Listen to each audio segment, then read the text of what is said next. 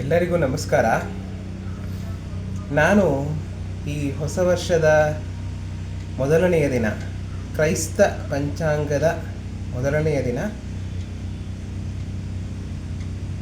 ಎಲ್ಲರಿಗೂ ಒಂದು ಮಾಹಿತಿಯ ಸಲುವಾಗಿ ಮತ್ತು ಎಲ್ಲರಿಗೂ ಒಂದು ನಮ್ಮ ಭಗವದ್ಗೀತೆಯ ಬಗ್ಗೆ ಒಂದು ತಿಳುವಳಿಕೆ ಬರಲು ಮತ್ತು ಒಂದು ಸ್ವಲ್ಪ ಅದನ್ನು ಸರಳವಾಗಿ ಸಾಮಾನ್ಯ ಜನರಿಗೆ ಅರ್ಥವಾಗುವ ರೀತಿಯಲ್ಲಿ ಹೇಳಬೇಕು ಅನ್ನೋದನ್ನು ತೀರ್ಮಾನ ಮಾಡಿದೆ.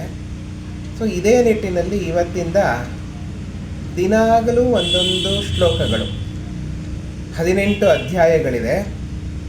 ಅದರಲ್ಲಿ ದಿವಸನೂ ಒಂದೊಂದು ಶ್ಲೋಕಗಳನ್ನು ಹೇಳ್ತಾ ಅದರ ಬಗ್ಗೆ ಸ್ವಲ್ಪ ಒಂದು ವಿಚಾರವನ್ನು ತಿಳಿಪಡಿಸೋದು ಅನ್ನೋದನ್ನು ನಾನು ಅಂದ್ಕೊಂಡೆ. ಅದೇ ರೀತಿ ನನ್ನ ಈ ಯೂಟ್ಯೂಬ್ ಚಾನಲಲ್ಲಿ ಅದನ್ನು ಹೇಳ್ತಾ ಹೋಗಬೇಕು. ಪ್ರತಿ ದಿವಸನೂ ಒಂದೊಂದು ಶ್ಲೋಕಗಳನ್ನು ಹೇಳ್ತಾ ಹೋಗೋದು. ಯಾರ್ಯಾರು ನೋಡ್ತಾರೋ ನಮ್ಮ ಚಾನಲ್ಗಳನ್ನು ಅವ್ರಿಗೆಲ್ಲ ಅದ್ರ ಬಗ್ಗೆ ಒಂದು ಸಣ್ಣ ಮಾಹಿತಿ ತಿಳಿಸ್ತಾ ಹೋಗೋದು. ಕಲಿತ್ಕೊಳ್ಳೋಕೆ ಇಷ್ಟಪಡೋರು ಅದನ್ನು ಕಲಿತ್ಕೋಬಹುದು, ಅದನ್ನು ತಿಳ್ಕೊಳ್ಳೋಕೆ ಇಷ್ಟಪಡೋರು ತಿಳಿಬಹುದು. ಕೆಲವರು ಯಾರ್ಯಾರಿಗೆ ಕಳಿಸ್ಬೇಕೋ ಅವ್ರವ್ರಿಗೆಲ್ಲ ಈ ಒಂದು ಚಾನಲ್ನ ಕಳಿಸಿ ಸಬ್ಸ್ಕ್ರೈಬ್ ಮಾಡಿಸಿ ಎಲ್ಲರಿಗೂ ಒಂದು ಉಪಯುಕ್ತ ಮಾಹಿತಿ ಕೊಡೋದು ಅನ್ನೋದು ನನ್ನ ಒಂದು ಉದ್ದೇಶ. ಜೊತೆಗೆ ಈ ಭಗವದ್ಗೀತೆ ಅಂದರೆ ಏನಪ್ಪ ಅಂದರೆ ನಮ್ಮ ಲೈಫ್ ಸೈನ್ಸ್ ಅಂತ ಹೇಳ್ಬೋದು. ಸುಮಾರು ಜನ ಹೇಳಿದ್ದಾರೆ ಇದು ನಮಗೆ ಲೈಫ್ಗೆ ಒಂದು ಮ್ಯಾನ್ಯುಯಲ್. ನಮಗೆ ಮೊಬೈಲ್ಗೊಂದು ಮ್ಯಾನ್ಯುಯಲ್ ಇರುತ್ತೆ, ಇದಕ್ಕೊಂದು ಮ್ಯಾನ್ಯುಯಲ್ ಇರುತ್ತೆ. ಹಾಗೆಯೇ ಇದಕ್ಕೂ ಒಂದು ಮ್ಯಾನ್ಯುಯಲ್ ಅಂತ ಅನ್ಕೋಬೋದು. ನಮಗೆ ಲೈಫ್ಗೆ ಒಂದು ಮ್ಯಾನ್ಯುಯಲ್ ಇದು, ಆ ಥರ ಅಂತ ಅನ್ಕೋಬೋದು. ಸೊ ಇವತ್ತಿನ ದಿವಸ ಭಗವದ್ಗೀತೆಯಲ್ಲಿ ಎಷ್ಟು ಅಧ್ಯಾಯಗಳಿವೆ ಅಂತ ನೋಡ್ತಾ ಹೋಗೋಣ, ಅದರ ಹೆಸರುಗಳನ್ನು ಹೇಳ್ತಾ ಹೋಗೋಣ. ಯಾವುದಪ್ಪ ಅಂದರೆ ಭಗವದ್ಗೀತೆಯಲ್ಲಿ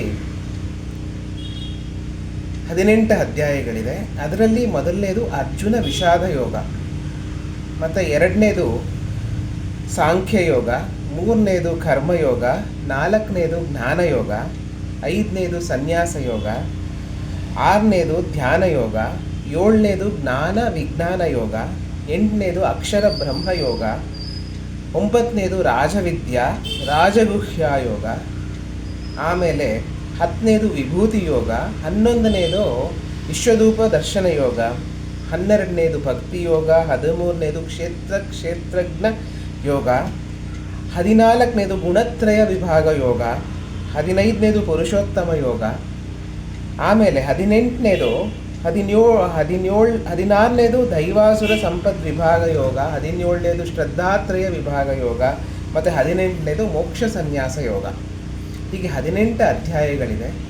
ನಾಳೆಯಿಂದ ಅರ್ಜುನ ವಿಷಾದ ಯೋಗದಿಂದ ಶುರು ಮಾಡ್ತಾ ಹೋಗೋಣ. ಒಂದೊಂದು ಶ್ಲೋಕ ಕೇವಲ ಒಂದು 5 ನಿಮಿಷ.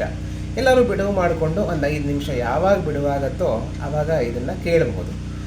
ಇದ್ರ ಜೊತೆಗೆ ಕೆಲವು ಕಾನೂನು ಮಾಹಿತಿಗಳು, ಅದಕ್ಕೆ ಶ್ಲೋಕಕ್ಕೆ ಸಂಬಂಧಪಟ್ಟಂಗೆ ಅದನ್ನು ಸೇರಿಸ್ತಾ ಹೋಗಬೇಕು ಅನ್ನೋದೇ ನನ್ನ ಒಂದು ಇಚ್ಛೆ. ಅದರ ಥರ ಹೇಳ್ತಾ ಹೋಗ್ತೀನಿ. ಎಲ್ಲರ ಸಹಕಾರ ನನ್ನ ಮೇಲಿರಲಿ. ಎಲ್ಲರಿಗೂ ಧನ್ಯವಾದ. ನಮಸ್ಕಾರ.